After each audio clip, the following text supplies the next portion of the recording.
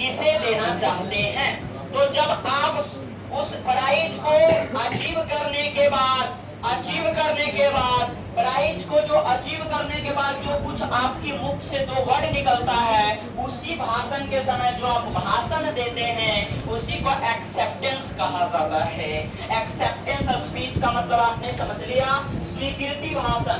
इसके जो रीजन है, जो इनको लिखा है, जो ऑथर है मेरे भाई, इनके ऑथर का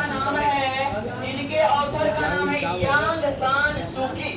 यांग सान रियल में इसके राइटर नहीं है, लेकिन इन्हीं के बारे में चैप्टर है। अगर आपसे पूछा जाएगा तो इनका ही नाम आप बता पाओगे, यांग सान सुकी। ठीक है भाई, इसमें रीजन कहानी क्या है मैं बताता हूँ।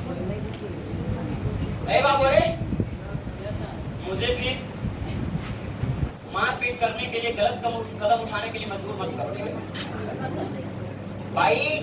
यांग सान सुकी जो है ना, एक ऐसी महिला है जिन्होंने लोकतंत्र की स्थापना के लिए एकदम आवाज उठाई।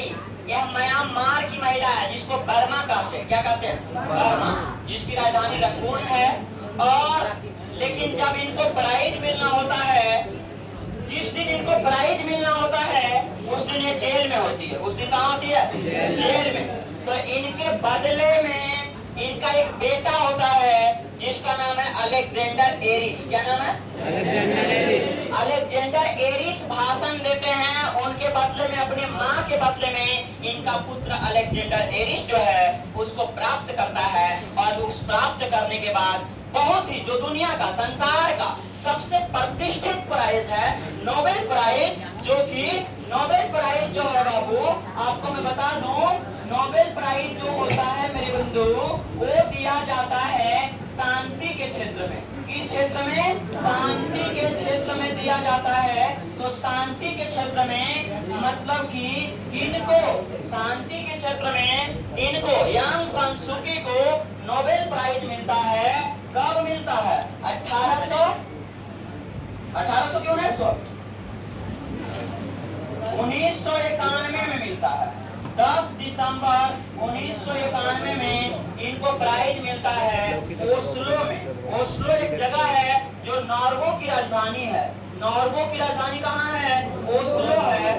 10 दिसंबर को वो दुनिया का, पूरे वर्ल्ड का जो सबसे प्रतिष्ठित प्राइज है, सबसे रिस्पेक्टेबल जो कोई प्राइज है, वो है नोबेल प्राइज, जो कि हमारे भारत में सबसे पहले रविंद्रनाथ टैगोर को मिला था। तो इन्हीं के बारे में हम लोग जानेंगे। इनकी माँ तो जेल में थी। क्यों? क्योंकि उन्होंने जो मतलब म्यांमार को, बर्मा को आजादी दिलाने के लिए उन्होंने आवाज उठाई थी, लोकतंत्र की लड़ाई लड़ी थी। उन्होंने गुलामी को हटाने के लिए, उन्होंने आजादी के लिए जो लड़ाई लड़ी थी, उसके चलते उनको जेल में डाल दिया गया था। और जेल को इंग्लिश में प्रिजन कहते हैं। और जब जेल में डाल दिया गया मेरे भाई, गौर से सुनेंगे बेटा, जब जेल में डाल दिया गया तो उनके बदले में उनका बेटा आए अलेक्जेंडर एरिस। और अलेक्जेंडर एरिस उस प्राइज को जब प्राप्त किए तो उन्होंने बोला कि आपकी माँ तो यहाँ पे नहीं है, लेकिन आप कुछ शब्द का बयां कीजिए। तो उन्होंने जो भाषण दिया है वही भाषण इस चैप्टर को पढ़ना है। सबसे पहले तो आपसे पूछा जाएगा एक्सेप्टेंस स्पीच एक प्रकार का क्या है? स्पीच है। एक्सेप्टेंस स्पीच, जैसे हिंदी में पूछता है कि श्रम विभाजन और जाति प्रथा एक प्रकार का क्या है, तो आप कहते हो निबंध है। उसी प्रकार से इंग्लिश में पूछेगा एक्सेप्टेंस स्पीच एक प्रकार का क्या है? स्पीच है। मतलब इसका हिंदी क्या होता है? भाषण। ठीक है, ये चीज आपको कंप्लीटली समझ में आ गया होगा। मैं उम्मीद करता हूँ कि इसको, इस चैप्टर को अब आगे बढ़ाया जाए। जिनके पास बुक्स है,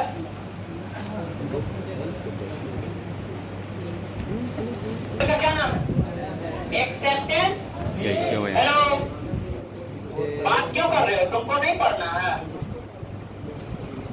बिल्कुल बास्टेड की तरह कर रहे हो।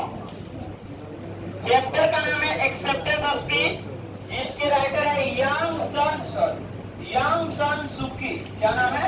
यांग सान सुकी नाम है। और यह एक प्रकार का कैसा भाषण?